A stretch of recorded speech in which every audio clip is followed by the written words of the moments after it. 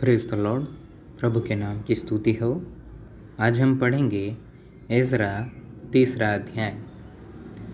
जब 7वां महीना आया और इस्राएली अपने अपने नगर में बस गए तो लोग यरूशलेम में एक मन होकर इकट्ठे हुए।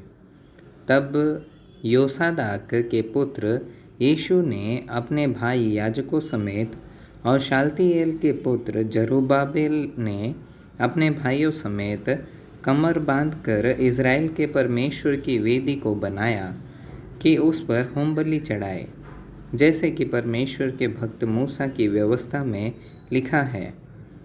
तब उन्होंने वेदी को उसके स्थान पर खड़ा किया, क्योंकि उन्हें उस और के देशों के लोगों का भय रहा और वे उस पर यहोवा के लिए होमबलि अर्थात प्रतिदिन सवेरे और सांझ के होमबलि चढ़ाने लगे। और उन्होंने झोपड़ियों के पर्व को माना, जैसे कि लिखा है, और प्रतिदिन के होमबलि एक एक दिन की गिनती और नियम के अनुसार चढ़ाए। और उसके बाद नित्य होमबलि और नए नए चांद और यहोवा के पवित्र किए हुए सब नियत पर्वों के बलि और अपनी अपनी प्रजा से यहोवा के लिए सब स्वेच्छा बलि हर एक के लिए बलि चढ़ाए। 7वें महीने के पहले दिन से वे यहोवा को होमबलि चढ़ाने लगे, परंतु यहोवा के मंदिर की नेव तब तक न ढाली गई थी। तब उन्होंने पत्थर गढ़ने वालों और कारीगरों को रुपया और सीदोनी और सोरी लोगों को खाने पीने की वस्तुएं और तेल दिया कि वे फारस के राजा कुस्रू के पत्र के अनुसार देवदार की लकड़ी लबानोन से जापा के पास के समुद्र में पहुँचाए। उनके परमेश्वर के भवन में जो यरूशलेम में है।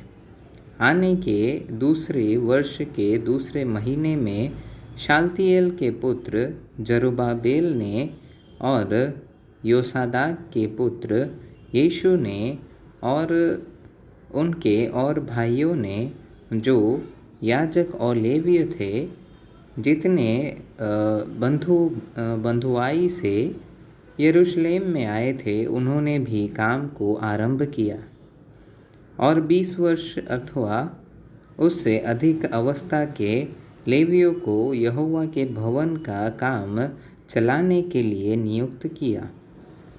तो यीशु और उसके बेटे और भाई और कदमीएल और उसके बेटे जो यहूदा की संतान थे और हेनादाद की संतान और उनके बेटे परमेश्वर के भवन में कारीगरों का काम चलाने को खड़े हुए।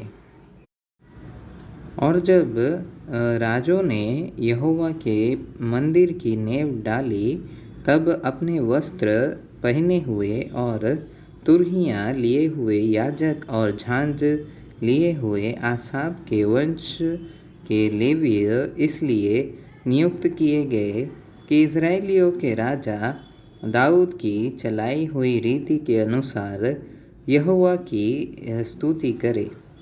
सो वे यह गा गा कर यहोवा की स्तुति और धन्यवाद करने लगे कि वह भला है और उसकी करुणा इज़राइल पर सदैव बनी है।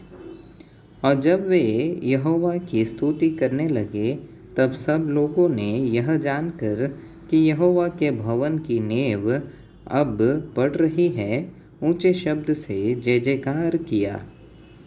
परंतु बहुतेरे याजक और लेवीय और पूर्वजों के घरानों के मुख्य पुरुष, अर्थात वे बूढ़े जिन्होंने पहला भवन देखा था, जब इस भवन की नेव उनकी आंखों के सामने पड़ी, तब फूट फूट कर रोने लगे और बहुतेरे आनंद के मारे ऊंचे शब्द से जय जयकार कर रहे थे।